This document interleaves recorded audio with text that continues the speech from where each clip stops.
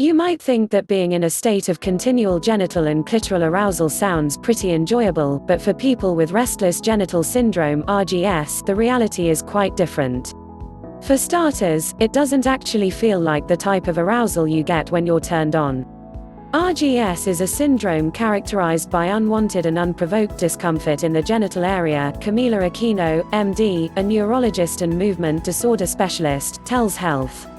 And the symptoms aren't generally ones you want to experience when you're in the throes of sexual desire. They can be hard to describe, Dr. Aquino says. People who are affected by RGS often describe it as pain, numbness, vibration, restlessness, or a burning sensation. These sensations may involve the vagina, perineum, pelvis, and the upper portion of the lower limb, Dr. Aquino adds.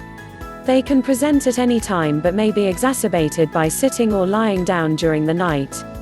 RGS is extremely rare. It's estimated to affect 1% of women around the world, and only a handful of men are known to have the condition, although Dr. Aquino points out that it may be more common than we think, due to underreporting or underrecognition.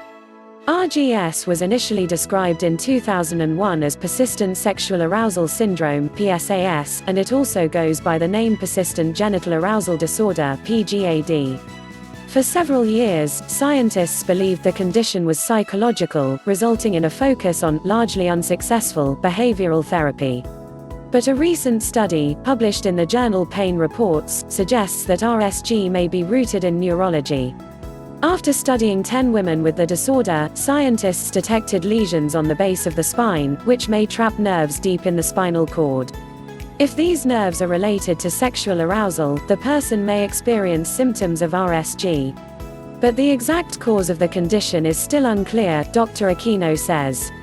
Varicose veins in the pelvic area has been considered as another potential cause, as has vulvodynia, a type of heightened sensitivity at the opening of the vagina.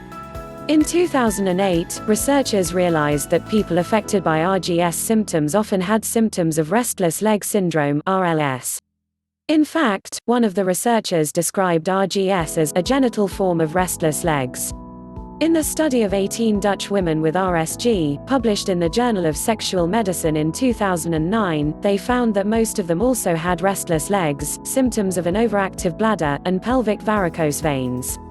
Although there's still no definitive cure for RGS, there are treatments available to alleviate symptoms, such as ice or anesthetizing medications applied to the area. These may dull the sensation, local nerve-blocking procedures, and dopaminergic drugs, which provide dopamine, a substance that occurs naturally in the body, and are often used to treat RLS, per Johns Hopkins Medicine. In the first instance, patients need to undergo a careful pelvic exam to rule other diseases before being diagnosed with RGS, Dr. Aquino says. Each case needs to be assessed individually and treatment needs to be tailored.